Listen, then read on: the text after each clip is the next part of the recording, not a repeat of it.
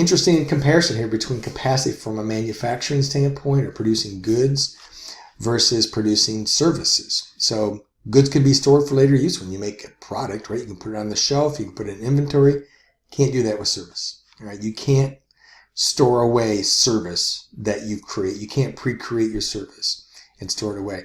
Goods can be shipped to other locations when you're manufacturing, when you're producing goods. Not true on the service side.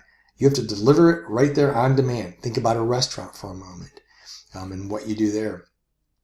Think about this volatility of demand. Usually in manufacturing, you do not get large swings in demand. You might sometimes, but usually, it's forecasted. You know where your demand is going to be during a certain time period, so you plan for it. Service capacity, think about it when you walk into a Burger King or a McDonald's or whatever.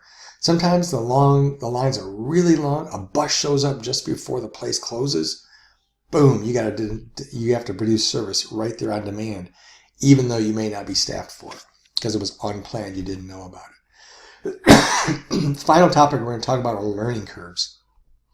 Learning curve is really simple. It's a line displaying the relationship between units produced and the time it takes to produce a unit and the number of units produced. So I'll give you an example in a minute here, but it's important to know this. The learning curve process or concept applies both to individuals and to organizations.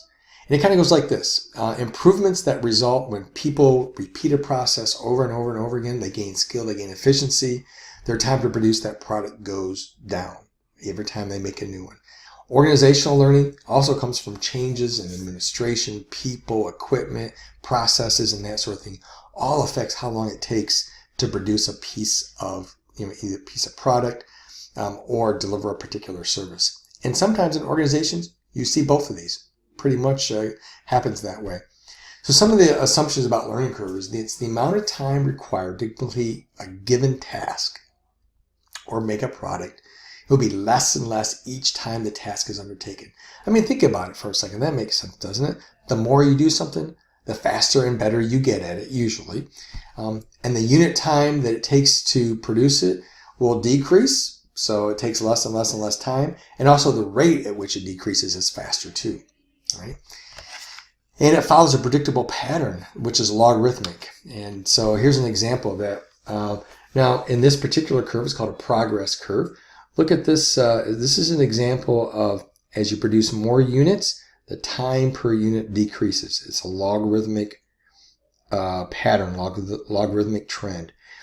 And then this is the cumulative average time. So, for example, at this point, this point here is actually an average of these previous 2 points here.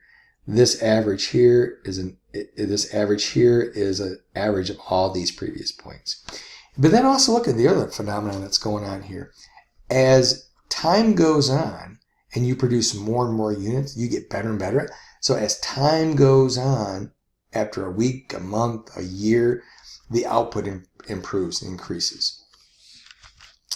This is an example. These are in your book, so make sure you take a look at these. These are called learning curves. This is an 80% learning curve, or what I should say, this is data driven by an 80% learning curve. All right, I'm not going to go through this. You can go through it in your text. But here's what I want you to see from this. This is the number of labor hours it took to produce one unit when they first, whoever it was when they first started. But now look at, sometime later, after the 256th unit produced, they can do it in 16,000 hours versus 100. That's a huge drop, huge drop. This is a kind of, oftentimes learning curves are put on percentages. We just talked about the 80% learning curve. I want you to notice something. Look at here. So after 10 units, if you're on the 80% learning curve, it's costing you about $50 bucks or 50,000 or whatever the number is. So on the 80% learning curve, on the 80% learning curve after producing 10 units, you're paying $50 of something, or it's costing you 50 units. But now look at on the 90% for the 10, it's costing you more, about 75. And look at here on the 70% for after 10 units produced, about 30. So ask yourself, which learning curve do you want your company to be on? Somebody say 70%. Because really what that means is it's a 30% reduction over time. And if you're on an 80% learning curve, it's a 20% reduction. A 90% learning curve is only a 10% reduction. There are industry standards that kind of guide you in these areas, but you can also do this just by measuring yourself over time. If you were doing this, what your cost is per unit after you produce 2 of them, 4 of them, 18 of them, 20 of them, okay? So you want to be on this lowest one if you can, because that means it's a larger reduction. Some things about the individual learning curve that we're talking about. It all starts with making sure you have the right people. I work in the staffing industry, and I know getting the right person on the job is the key to this learning curve, working to that individual learning, to that person learning the job and actually getting better at it. Motivation and incentive is a big part of it.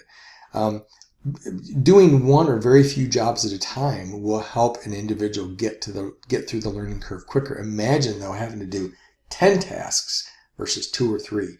You're going to learn those 2 or 3 a lot quicker, and you're going to be a lot more efficient at doing them. Organizations also go through this, like I said before. This is kind of an interesting point. So organizations, organizational knowledge is actually embedded in the organizational structure. It's oftentimes in the minds of people. And as people leave and retire, organizational learning becomes difficult. You have to start over again. That's why it's so important that as people retire, they're paired with and help train and mentor other people in the organization who are coming up, so that organizational knowledge isn't lost. So you don't have to start all over again.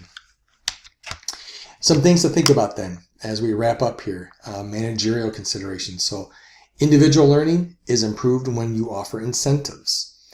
And I'm not saying you offer incentives for the sake of reducing quality, but there is some good reason to offer some incentives to get some things done sooner if you can do it without sacrificing quality. Learning on new jobs versus old jobs. The newer the job, the greater the improvement potential. So brand new job means, learning is going to be very difficult for a while. It's going to go slow until somebody repeats the process 2 and 4 and 6 and 8 and 12 times and that sort of thing.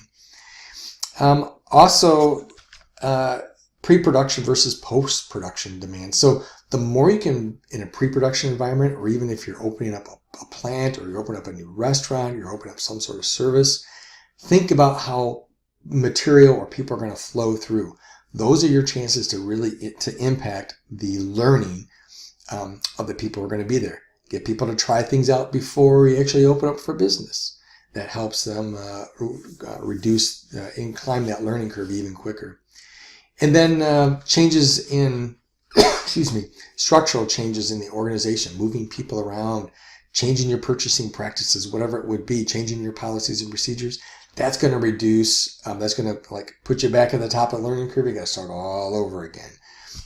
So any changes like that. All right. Read chapters 4, 5, and 6. Make sure your initial discussions are due by Wednesday, 11:59 p.m.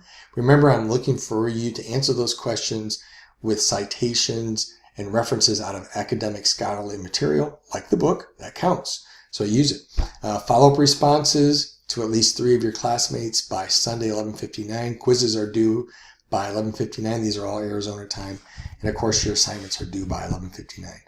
Listen, make sure you get a hold of me if you have any questions. I do have Zoom office hours, virtual office hours on Tuesday evenings at 8 o'clock Arizona time.